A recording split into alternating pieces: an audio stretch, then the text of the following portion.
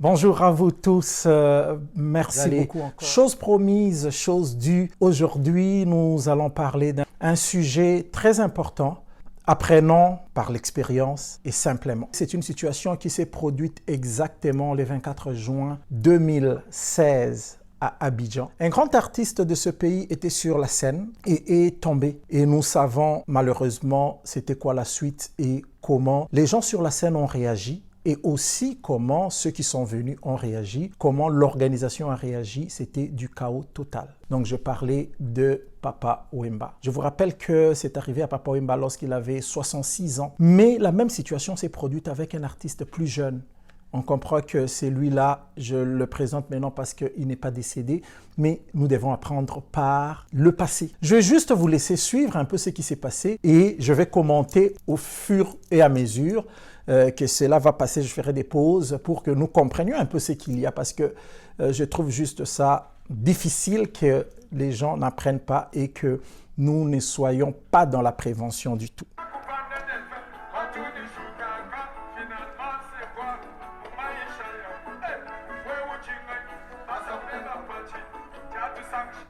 Donc là, le concert se passe très bien. Tout le monde est là en train de danser. Personne ne sait, comme on l'appelle, accident. C'est un accident qui arrive, ce n'est jamais prévu. L'artiste qui était en train de chanter continue.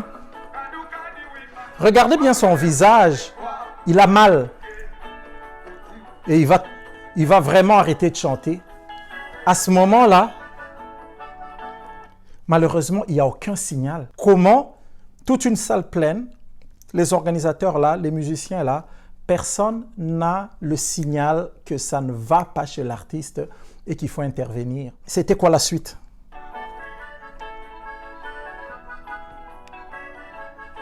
Vous voyez, les gens viennent.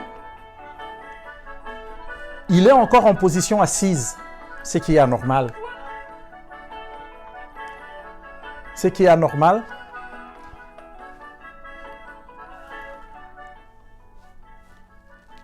Très bon geste, on essaye d'étendre ses jambes, mais on ne les met pas encore en position couchée. Lui-même, il veut être couché parce qu'il n'a plus de force. Il est couché, mais regardez, il est couché, donc c'est déjà la première des bonnes choses à faire, coucher la personne. La deuxième, c'est on couche pas la personne dans n'importe quelle position. Ça s'appelle la position latérale de sécurité. L'avantage de cette position-là, c'est que ça aide à la circulation et à la respiration. Donc, ça n'encombre pas. Si une personne tombe devant vous dans une fête ou quoi, desserrez, s'il avait la cravate, desserrez la ceinture s'il avait la ceinture, couchez-la et mettez-la dans la position latérale de sécurité pour que les voies respiratoires soient libres et aussi la circulation soit aussi libre au niveau des jambes. Malheureusement, regardez ce qui s'est passé. Alors qu'on l'a couché, bien que pas dans la position latérale de sécurité, il y a une personne qui vient, qui se décide de tirer la personne, il la tire, il la remet en position assise. Ça ne se fait pas. Pourquoi ça ne doit pas se faire? Parce que le cerveau vit par les sons qui arrivent. Et les sons qui arrivent ont essentiellement deux composantes importantes au cerveau. Il y a l'oxygène et il y a le sucre. Donc, si les sons arrivent, une personne qui a des malaises cardiaques, par exemple, le sang n'arrive pas bien, le cœur n'arrive pas à bien pousser les sons pour que la personne ait l'oxygène et le sucre. En position debout ou en position assise, le cerveau est plus situé que le cœur. Un cœur malade ne sera pas capable de pousser le sang vers le cerveau. C'est pourquoi on couche la personne, pour que si on est dans ces conditions-là, le cœur et le cerveau sont dans la même position et que le sang peut arriver au cerveau sans beaucoup d'efforts pour le cœur. Mais malheureusement ici, on l'a fait asseoir, je ne sais pas pourquoi, et voilà. Pendant qu'on l'a fait asseoir, il n'y a encore aucune solution. Les gens sont en train de tâtonner. Les musiciens sont en train de chanter. Ceux-là découvrent qu'il y a un malaise, ils commencent à prier. Mais regardez, c'est que le commentateur...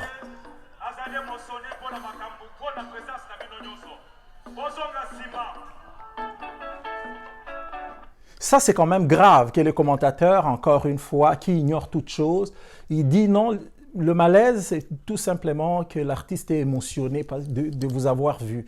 Non, l'artiste là est en train de partir, il est dans des situations, des conditions assez difficiles, il a besoin de l'aide et de premiers secours et ça doit être bien fait. Donc, débarrasser tout encombrement, coucher la personne, la mettre dans la position latérale de sécurité et appeler à l'aide. L'aide peut être facile. Dans une salle comme ça, on prend le micro, on crie, y a-t-il pas un médecin dans la salle? Y a-t-il pas une infirmière dans la salle? Y a-t-il pas un secouriste dans la salle?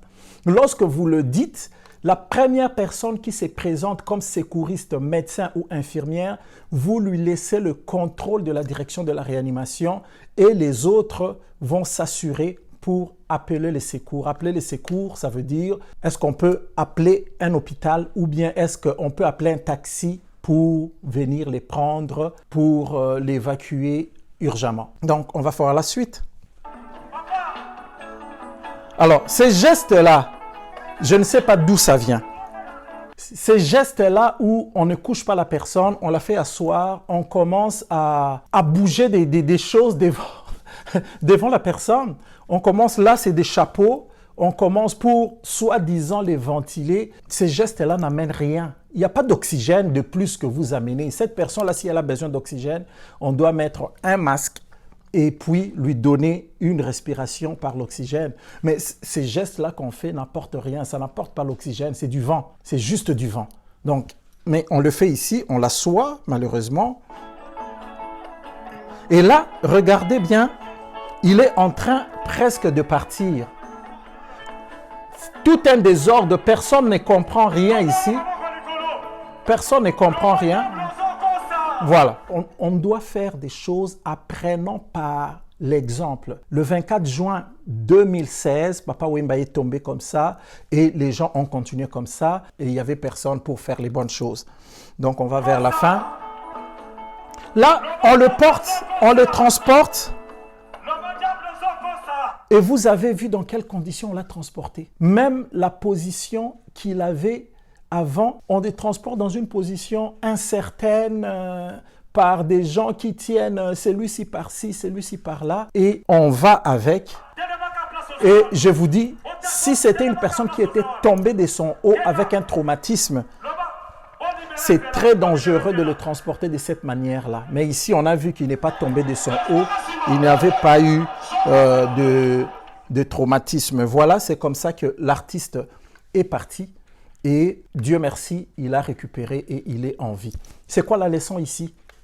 Premièrement, lorsque nous nous retrouvons devant une personne qui a des malaises, une personne âgée, le risque de mort est grand. Une personne jeune, le risque de mort est faible. Dans tous les cas, desserrez col, desserrez ceinture, laissez coucher la personne.